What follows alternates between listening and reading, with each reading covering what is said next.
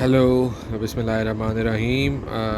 अच्छा, आज का जो हमने वीडियो में जो हम डिस्कशन करेंगे वो हम इस बारे में करेंगे कि हम आई को एग्ज़ामिन कैसे करते हैं। आई में जब भी एक पेशेंट आपके पास प्रेजेंट करेगा, या तो उसकी कंप्लेन होगी नज़र में कमी की, या फिर कोई और वजह हो सकती है। हमारे पास डिफरेंट टूल्स हैं जिसकी मदद से हम एक आँख को मुआयना कर सकते हैं। आप भी हम डिस्कस करते हैं कि वो कौन कौन से टूल्स हैं। अच्छा, सबसे पहले हम यहाँ पे एक क्रॉस सेक्शन ड्रॉ कर लेते हैं आई का।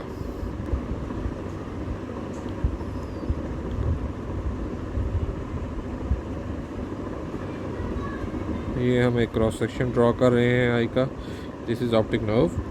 अच्छा, एक रफ सी मैं आपको बाउंड्री बता रहा हूँ एंटीरियर और पोस्टीरियर सेगमेंट की। वो ये है पोस्टीरियर कैप्सूल, इससे आगे आयरस है, सीरियर बॉडी है, और ये कोराइड में कंटिन्यू होती है पोस्टीरियरली। ठीक है, और इसके अंदर फिर एक और लेयर है, this is retina.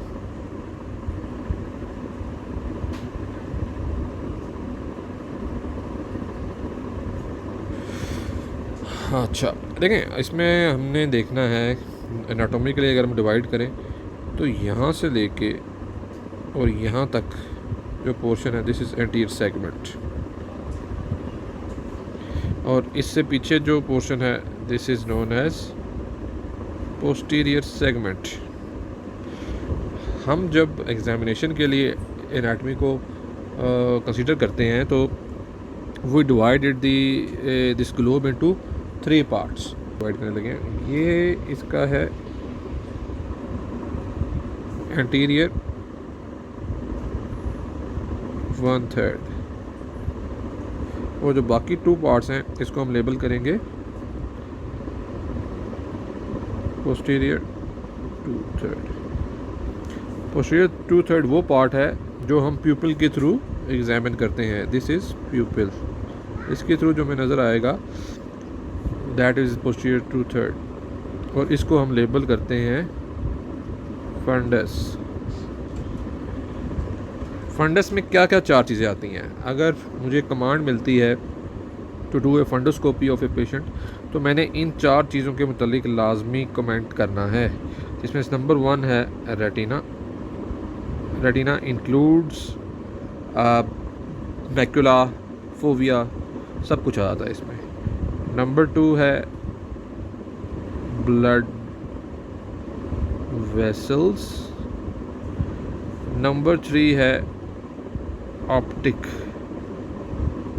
Nerve, and number 4 जो एक और चीज़ जो हम मिस करते हैं दैट इज़ विट्रस। विट्रस को भी हमने एग्जामिन करना है। अगर तो हमें विट्रस में कुछ नज़र नहीं आ रहा, मींस कि we are not noticing anything in vitreous, इसका मतलब है कि वो क्लियर है। अगर उसमें कोई प्रॉब्लम होगी, कोई ओपेसिटी होगी, तो उस पर कमेंट करना लाजमी है। This whole process is known as fundoscopy. ठीक है, फंडोस्कोपी इसको हम कहते हैं। Now coming back to the anterior 1/3। Anterior 1/3 में हमारे पास क्या ऑप्शंस हैं एग्जामिन करने के लिए, और पोस्टीरियर 2/3 में क्या ऑप्शन है वो हम डिस्कस करेंगे। लेकिन एंटीरियर 1/3 में क्या आता है, इसमें आपका anterior segment as a whole आ जाता है, और एंटीरियर विट्रियस भी आ जाता है। This is basically a part of posterior segment, लेकिन क्योंकि एग्जामिनेशन के लिए हमने इसको एंटीरियर 1/3 में डिवाइड किया, तो दिस इज़ एंटीरियर विट्रियस। तो यहाँ तक एनाटॉमी बताना आपको ज़रूरी था। इससे आगे हम अब चलेंगे, मैं आपको बताता हूँ कि how we further assess these 2 parts. Anatomy के लिए तो हमने इसको डिवाइड कर लिया है, लेकिन हम इसको असेस कैसे करेंगे वो भी डिस्कस करते हैं। चलें, हम यहाँ पे इसको साइड बाय साइड लिखते हैं। एंटीरियर 1/3 के लिए नंबर 1 ऑप्शन है दैट इज़ स्लिट लैम्प। ये क्या चीज़ है? ये एक ऐसा इंस्ट्रूमेंट है जो ये आपको तस्वीर में नज़र आ रहा है। ये ऐसा इंस्ट्रूमेंट है जिसकी मदद से हम आई को एग्जामिन करते हैं। ये इसको माइक्रोस्कोप भी कहते हैं। This is slit lamp bio microscope. Microscope का काम क्या होता है? It magnifies the image. तो इसमें हम आई के एंटीरियर 1/3 को देखते हैं without the need of any of its accessory. Accessory क्या होती है?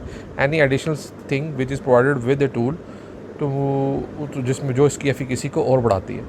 लेकिन सिर्फ स्लिट लैम्प का इस्तेमाल करते हुए हम एंटीरियर 1/3 को एग्जामिन कर सकते हैं। The second tool that is expected from each and every under graduate student is a torch. अब टॉर्च देखने में तो एक बहुत आम सी चीज़ लगती है, लेकिन इसमें यूजुअली जो एंटीरियर 1/3 की फाइंडिंग्स हैं, स्पेसिफिकली कॉर्निया और एंटीरियर चैम्बर, उनमें अगर कोई फाइंडिंग होगी तो उसकी मदद वो आप देख सकते हैं। ऑल दो मैग्नीफिकेशन नहीं होगी उसमें, लेकिन आप उसमें अगर लेट्स सपोज अगर एंटीरियर सेगमेंट में आपको हाइफीमा मिल रहा है, what is hyphema? Hyphema is blood in the anterior chamber. या हाइपोपियन मिल रहा है, वो नज़र आ जाएगा। कॉर्नियल ओपेसिटी नज़र आ जाएगी।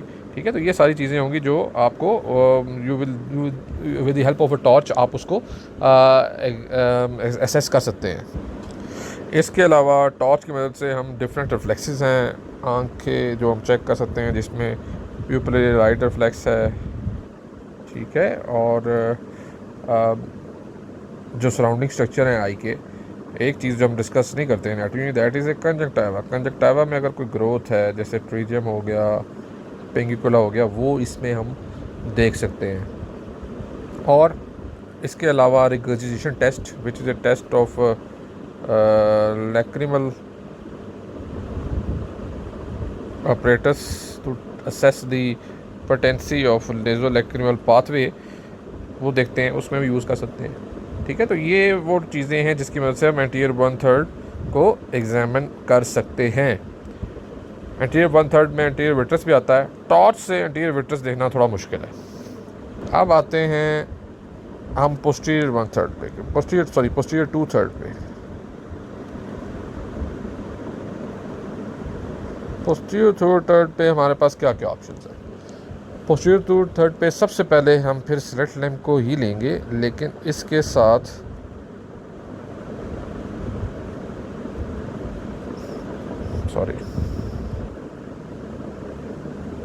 एक एक्सेसरी लेंस भी होता है। ये पिक्चर में आपको नज़र आ रहा होगा एक्सेसरी लेंस कैसा होता है।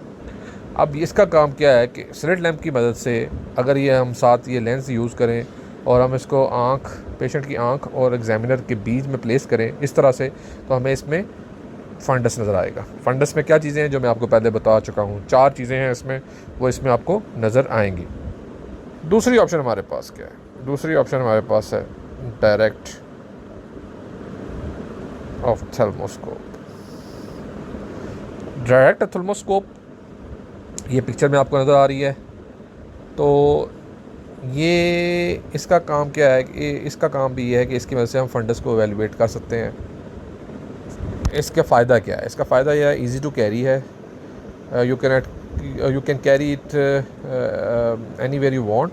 पावर सोर्स इसकी बैटरी होती है, और अगर पेशेंट सुपाइन पोजीशन पे भी है तो उसमें इसको देख सकते हैं आप, उसका फंडस एवेलुएट कर सकते हैं। ख़ास तौर पे अगर स्ट्रोक का पेशेंट है या कोई बेड रिडन पेशेंट है, उसमें आप उसका फंडस आसानी से देख सकते हैं। अच्छा, का नेगेटिव पॉइंट क्या हो सकता है? देखें, क्योंकि आप अगर स्लिट लैम्प की पिक्चर को देखें और उसमें देखें तो हम दोनों आँखें यूज़ करते हैं, बायनोकुलर विजन यूज़ होती है, लेकिन compare to this you only see with one eye, तो डेप्थ परसेप्शन जो है वो इसमें थोड़ी कम होती है। और अच्छा, इसमें और बाकियों में फ़र्क क्या है, मैं आपको तीसरी ऑप्शन बताने के बाद आपको कंपेयर बताऊंगा। 2 चीज़ें होती हैं, एक मैग्नीफिकेशन और एक फील्ड ऑफ व्यू। लेकिन पहले हम तीसरी ऑप्शन देखकर डिस्कस कर लेते हैं, that is an indirect ophthalmoscope.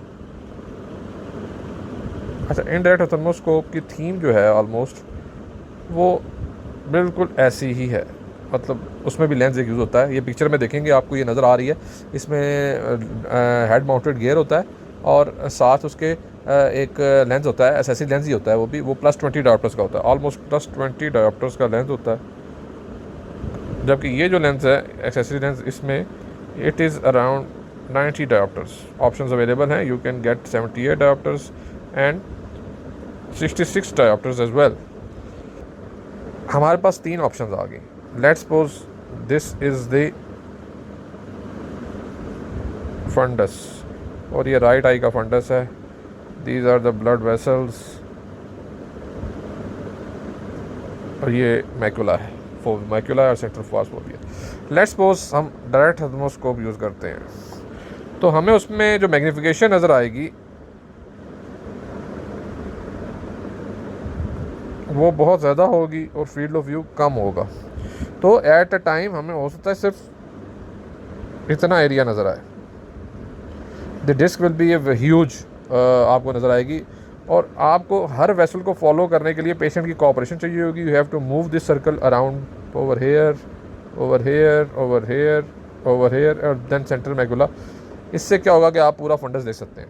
फ़ायदे क्या हैं? मैग्नीफिकेशन अच्छी होगी तो it is very rare to miss finding at the posterior pole. नुकसान क्या है? You can not do examine the posterior peripheral part. तो दूसरी ऑप्शन आती है हमारे पास इनडायरेक्ट थर्मोस्कोप. अब इनडायरेक्ट थर्मोस्कोप में मैग्नीफिकेशन कम होती है और फील्ड ऑफ व्यू ज़्यादा होता है. तो उसमें हमें व्यू कितना नज़र आएगा at a single time? Almost इतना. जो मैं रेड सर्कल ड्रॉ कर रहा हूँ ऑलमोस्ट इतना उसमें व्यू नज़र आता है एट अ सिंगल टाइम. तो आप एक ही गो में पूरा पोस्टीरियर पोल देख सकते हैं including the equator as well. Almost equator. तो कोई भी ऐसी बीमारी जिसमें हमने इक्वेटर को एग्जामिन करना है, it's better to do an indirect ophthalmoscopy of that patient. ख़ास तौर पे अगर डीजेनरेटिव मायोपिया का पेशेंट है तो उसमें the ideal way to examine that patient is to do an indirect ophthalmoscopy with anterior segment examination with the help of slit lamp. ठीक है. तो ये आपके पास 2 चीज़ें आ गई. अच्छा, इसकी पावर जो लेंस की मैंने आपको बताई थी वो थी 20 डायोप्टर्स. अब आते हैं slit lamp with accessory lens.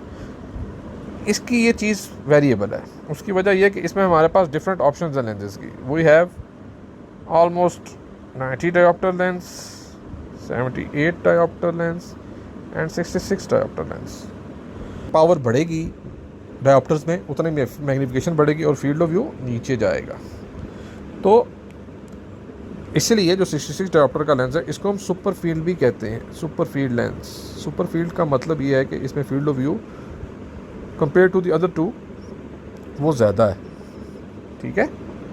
तो इसकी वेरिएबल हो सकती है लेकिन ग्रॉसली अगर जब हम देखते हैं, अगर लेट्स सपोज हम 78D या 90D यूज़ करते हैं तो हमें एट टाइम हमें इतना व्यू नज़र आ जाता है.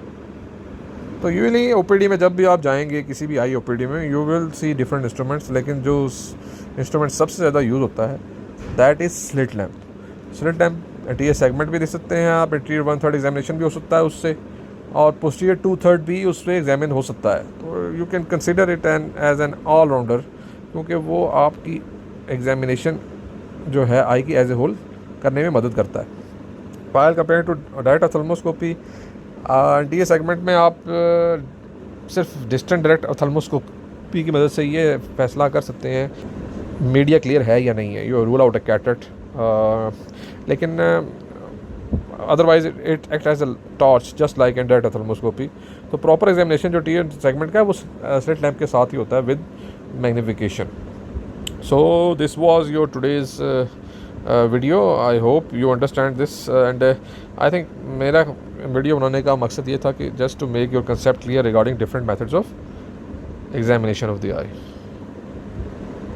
Okay, take care. अल्लाह हाफिज़.